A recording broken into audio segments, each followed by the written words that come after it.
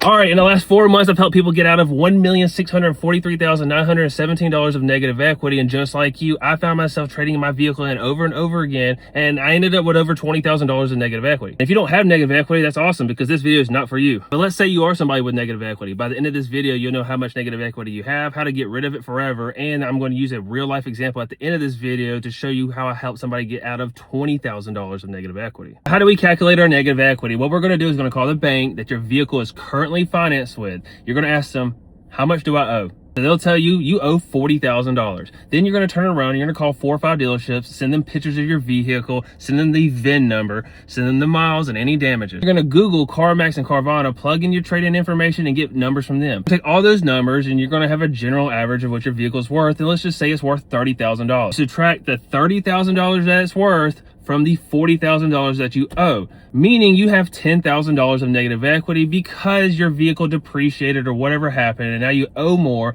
than what it's worth. Here's the part that nobody teaches. The reason why people can't get out of negative equity is because they can't get approved and they don't know how. Well, this formula I created will work for anybody, and it will get them approved when they have negative equity and will get rid of their negative equity forever. Now, in my formula, it has 4 principles. The first one is it has to be on a brand new vehicle and you need to lease the vehicle. Second principle is every $2,500 of negative equity that you have equals $10,000 of MSRP that you have to have. If you have $10,000 of negative equity, it means $2,500, $5,000, $7,500, $10,000. That's 4. That means $10,000, $20,000, $30,000, $40,000 of MSRP. That's the minimum vehicle you have to have. Which goes to principle number 3. You have to negotiate 10% off of MSRP plus at least $2,000 of rebates. I know what you're thinking, Corey, what if there's no rebates? Well, if there's no rebates, you want 15% off. Well, what's 10% off and 15% off?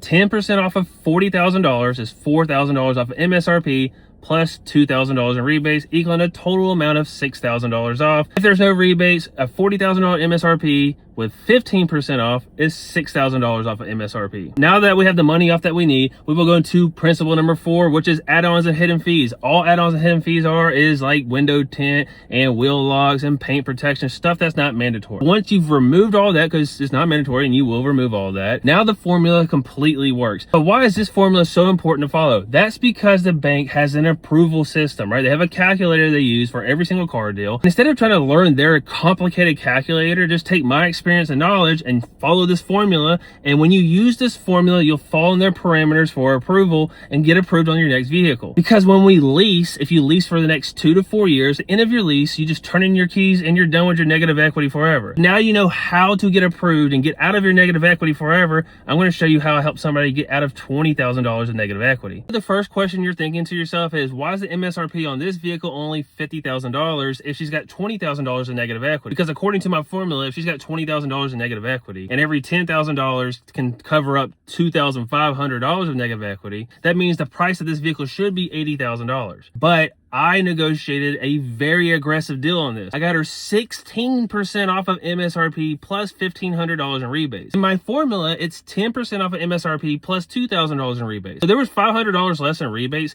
but I got her 6% more off of MSRP. And as a bonus tip, for every $2,500 you put down, it decreases the MSRP by $10,000 that you need. She was able to put $2,500 down. So with her having $2,500 down, me getting 16% off of MSRP, plus there's a $1,500 rebate, he was able to take $20,000 of negative equity, roll it into a brand new Mercedes lease deal. At the end of her lease, she is now going to be done with her negative equity forever. Now you know exactly how to get approved when you have negative equity and get rid of your negative equity forever. Still confused and you want to do this all by yourself? Then drop the word vault in the comments, because I have a free green light vault system that will literally walk you through anything you need to do when it comes to negative equity. I will personally message that over to you. But if you don't want to do this because it's such a big headache and you want somebody else to do it for you, then hire me by clicking the link in my bio, fill out the form and submitting it, and I will get to you as soon as I can. And for more content like this, follow Corey Creates Deals.